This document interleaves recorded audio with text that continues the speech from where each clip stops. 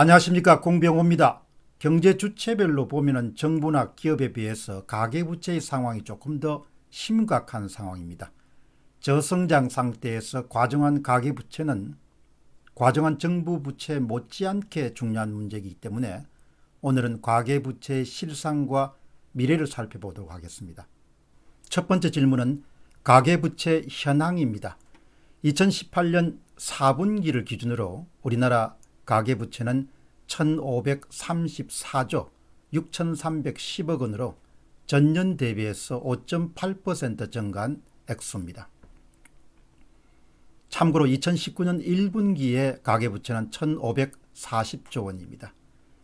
가계부채 증가율은 2016년 4분기에 11.6%를 기록한 이후에 지속적으로 둔화되어서 현재 5.8%에 이르게 되었습니다. 가계부채는 크게 두 가지로 나눌 수 있습니다. 가계대출과 판매신용입니다. 그러나 우리나라 경우는 가계대출 비중이 94.1%로 압도적인 비중을 차지하고 있습니다. 가계부채는 한국은행에 보고되는 모든 금융기관의 가계부채 통계를 말합니다.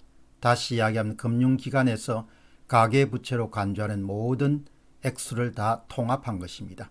여기 특별히 주의해야 하는 것은 자영업자의 사업자 대출은 빠져 있습니다. 다시 이야기하면 가계대출에서 자영업자를 위한 특별한 대출은 포함되지 않는다는 사실입니다. 판매신용은 카드사나 할부사, 백화점, 대형 할인 매점 등에서 구입하는 외상구매 관련 신용을 말합니다. 다음 질문입니다. 우리나라의 가계부채 추이입니다. 2003년도에 472조 1천억에 불과했습니다. 2010년도에 843조 2천억, 2013년도에 1019조 원, 2018년도에 1534조 원 정도로 가파른 속도로 증가하였습니다. 최근 들어서 가계부채는 아주 크게 꺾입니다. 그것은 정부가 부동산 관련 대출 규제를 엄격하게 실시하고 있기 때문입니다.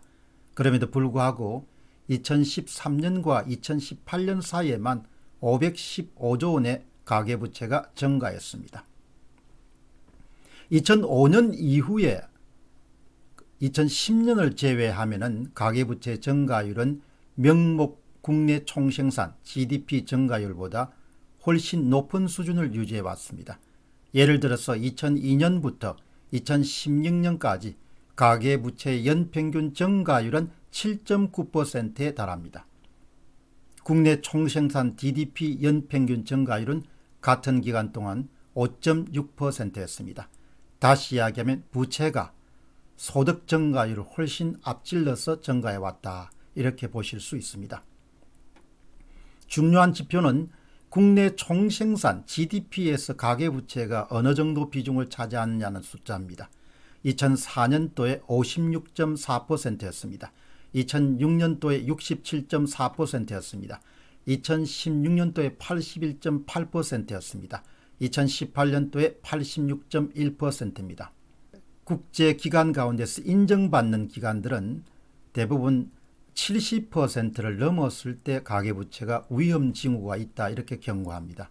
우리나라는 글로벌 금융위기 이후부터 70%를 넘어선 걸로 봅니다. 다음 질문은 가계부채 국제 비교입니다.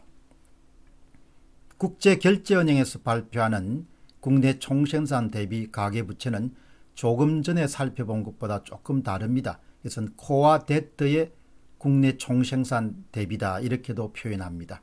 비교 대상 43개 국가 가운데서 대한민국은 7위를 차지합니다. 그 비율은 96.9%입니다. 거의 지금은 100%를 육박하게 됐습니다. 한국보다 앞선 국가는 스위스 128.6%, 호주 120.5%, 덴마크, 네덜란드, 노르웨이, 캐나다 순서입니다.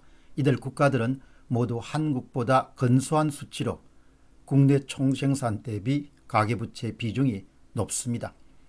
과중한 가계부채는 이자 부담을 증가시키기 때문에 소비 지출에 부정적인 영향을 미칩니다. 가계가 원리금 부담과 이자 부담에 시달리면 결국 소비를 줄이기 때문에 경기를 하락시키는 데 큰 역할을 하게 됩니다. 특히 장기적인 저성장기가 지속될 때 가계의 가중한 부채는 부채 디플레의 요인이 됩니다. 이것을 정책당국자들은 무척 두려워합니다. 가계부채가 경제 성장에 미치는 영향은 2017년도에 발표된 국제통화기금 IMF의 보고서에 따르면 80개국을 상대로 한 조사 결과에 따라서 GDP 대비 부채 비율이 36에서 70%를 유지할 때 1인당 국내 총생산 증가에 긍정적인 효과를 미칩니다. 하지만 가계부채 비율이 70%를 넘어서는 순간부터 오히려 1인당 GDP를 줄이는 데 기여합니다. 70%가 상당히 중요한 그런 의미를 갖고 있는 수치입니다. 따라서 어느 국가든 간에 가계부채가 국내 총생산에 차지한 비중이 낮으면 낮을수록 좋지만 가능하면 적정 가계부채 비중인 국내 총생산 대비 70%를 넘지 않도록 주의해야 됩니다. 우리나라는 100%를 지금 육박하고 있습니다. 한국에 대한 조사 결과에 따르면 가계부채 비율이 1% 증가할 때 소비는 0.08% 줄어들고 실질 국내 총생산도 0.1% 줄어들게 됩니다. 다음 질문입니다. 부채 디플레에 대한 우려입니다. 현재 우리나라에서 우려하는 시나리오는 부채 디플레입니다. 저성장과 저물가가 동시에 나타나기 때문에 가계의 소득 창출 능력이 저하되고 따라서 실질적인 부채 상환 부담이 가중됩니다. 커지게 됩니다. 물가 상승률이 낮아지면 정부가 웬만큼 기준금리를 낮추더라도 실질금리는 오히려 올라가게 됩니다. 경기 침체로 소득이 줄어드는 가계는 부채를 상환하기 위해서 담보로 맡긴 자산을 처분 의뢰하게 되고 이것은 다시 주식과 부동산 등 자산 가격 하락을 부추기는 요인으로 작동됩니다. 모든 가계가 자산을 내놓기 때문입니다. 보유자산 가격은 떨어지고 부채 상환 부담은 오히려 늘어나게 됩니다. 현재 한국은 이 같은 상황에 도달하지 않았습니다. 그러나 앞으로 얼마든지 가능한 시나리오입니다. 가계부채가 가중한 가운데 디플레이션이 현실화되는 건 최악의 시나리오입니다.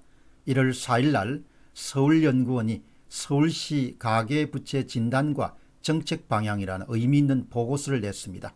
서울시민 10명 가운데 6명은 가계부채에 따른 원리금과 이자 부담에 상당한 그런 압박을 느끼고 있습니다.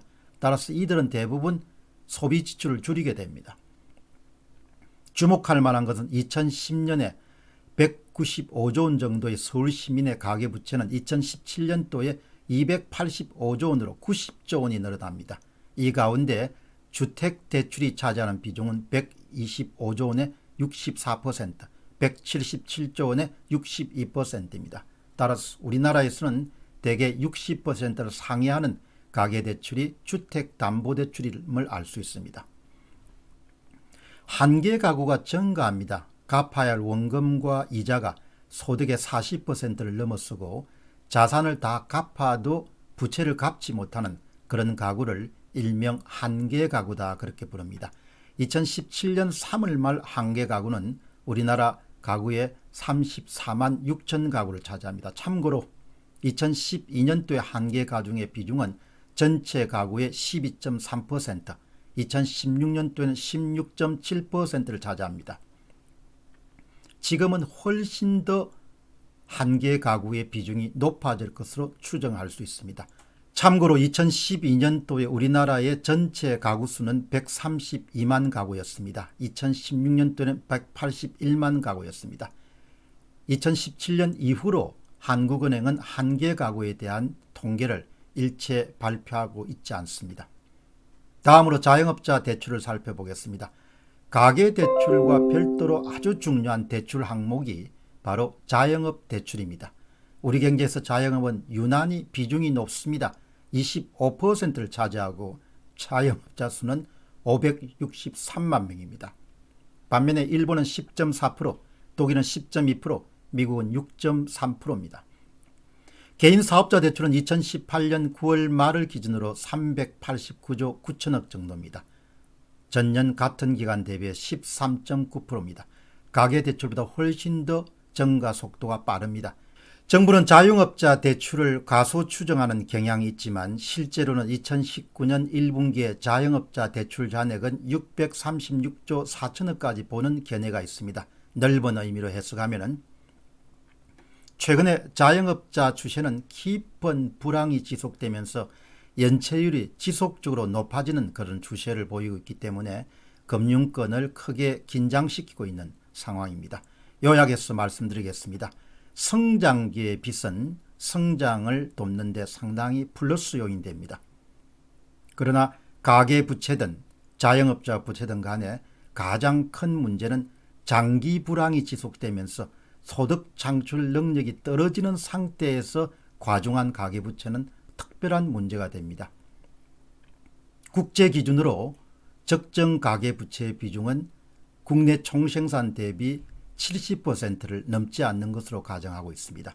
그러나 우리나라는 이미 100%에 육박하고 있기 때문에 특별하게 주의가 필요합니다.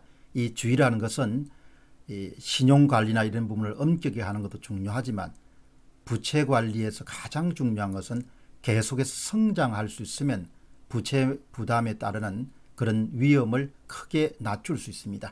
성장이 최선의 답입니다. 성장이 차선의 답입니다. 부채를 관리하는데 특히 자영업자 부채는 저성장이 지속되면서 부실화될 가능성이 굉장히 높기 때문에 정책 당국자들을 굉장히 긴장시키는 요인 가운데 하나였습니다. 공병호TV의 공병호였습니다. 감사합니다.